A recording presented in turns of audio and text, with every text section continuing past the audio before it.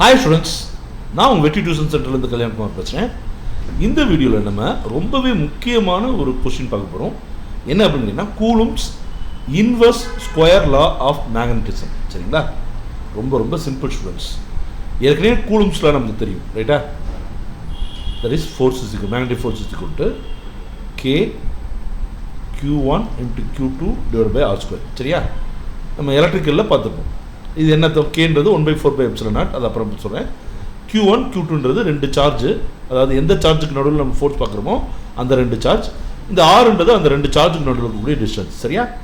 சேமாக தான் ஸ்டூடெண்ட்ஸ் இதை பார்க்க போகிறோம். சரிங்களா? இப்போ இந்த மேக்னெட் இருக்குது பார்த்தீங்களா, இந்த M1 அப்படின்ற மேக்னெட், இதோடைய போல் ஸ்ட்ரென்த் வந்து QMAன்னு வச்சுக்கலாம். சரியா? அதே மாதிரி இந்த மேக்னெட் இருக்குது பார்த்தீங்களா, செகண்ட் மேக்னெட், இதோடைய போல் ஸ்ட்ரென்த் வந்து QMBன்னு வச்சுக்கலாம். சரிங்களா? இது ரெண்டுத்துக்கும் இடையில இருக்கக்கூடிய டிஸ்டன்ஸ் வந்து இந்த, அதாவது இதோட சென்டர் பாயிண்ட்லேருந்து இதோட சென்டர் பாயிண்ட் இருக்கக்கூடிய டிஸ்டன்ஸ் எவ்வளவு ஆர். Right students? அப்படி இருந்துச்சுன்னா இந்த மேக்னெட்டிக் ஃபோர்ஸ் இருக்குது பார்த்தீங்களா ஸ்டூடெண்ட்ஸ், அது எவ்வளோ இருக்குன்னு கேட்டிங்கன்னா F is equal to K QMA into QMB divide by R². புரியுதா ஸ்டூடெண்ட்ஸ்? இதில் என்ன சார் சொல்ல வர்றீங்க, என்ன இதில் நம்ம புதுசாக தெரிஞ்சுக்கிறோம் அப்படின்னா ஸ்டூடெண்ட்ஸ், அங்கே இருக்கிற மாதிரியே தான் ஸ்டூடெண்ட்ஸ், அங்கே வந்து ஃபோர்ஸ் வந்து ரெண்டு சார்ஜுடைய ஸ்ட்ரென்த்துக்கு டைரக்ட்லி ப்ரொபோர்ஷனலாக இருக்கும். சரிங்களா? சார்ஜுடைய ஸ்ட்ரென்த்து கூட ஃபோர்ஸுடைய ஸ்ட்ரென்த்து கூடும். சரிங்களா? அதே மாதிரி அந்த ரெண்டுத்துக்கும் நடுவில் இருக்கக்கூடிய டிஸ்டன்ஸ்க்கு இன்டைரக்ட் ப்ரொபோர்ஷனாக இருக்கும். அதாவது அந்த சார்ஜுக்கு நடுவில் இருக்கக்கூடிய டிஸ்டன்ஸ் கூட அந்த ஃபோர்ஸ் குறையும். பார்த்தீங்களா? அதே சேம் கான்செப்ட் தான் ஸ்டூடெண்ட்ஸ். இங்கேயும் பார்த்தீங்கன்னா இந்த மேக்னெட்டிக் ஃபோர்ஸ் இருக்குது பார்த்தீங்கன்னா ஸ்டூடெண்ட்ஸ், இது ரெண்டு போல் ஸ்ட்ரென்த்துடைய மல்டிப்ளிகேஷன் கூட இது கூடும். அதாவது சிம்பிளாக சொல்லணும்னா, இந்த மேக்னெட்டிக் ஸ்ட்ரென்த் கூட அதுக்கு நடுவில் இருக்கக்கூடிய ஃபோர்ஸும் கூடும். அதே மாதிரி அது ரெண்டுத்துக்கும் இடையில இருக்கக்கூடிய டிஸ்டன்ஸ் இருக்குது பார்த்தீங்கன்னா ஸ்டூடெண்ட்ஸ், அந்த டிஸ்டன்ஸ் கூட அந்த ஃபோர்ஸ் குறையும். அதாவது இன்டைரக்ட் ப்ரொபோர்ஷனாக இருக்கும். சரிங்களா?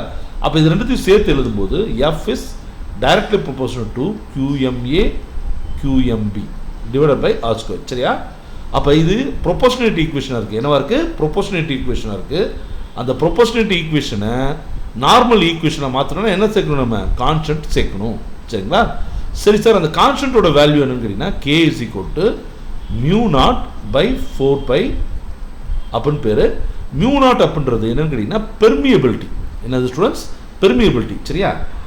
அதாவது இப்போ ஒரு ஏர் எடுத்துக்கிட்டோம்னா அந்த ஏர் வந்து தனக்குள்ளே எவ்வளோ மேக்னெட்டிக் ஃபீல்ட் லைன்ஸை பெர்மிட் பண்ணுது, தனக்குள்ளே போகிறதுக்கு எவ்வளோ மேக்னெட்டிக் ஃபீல்ட் லைன்ஸை பெர்மிட் பண்ணுதுன்றது தான் μ0. சரியா?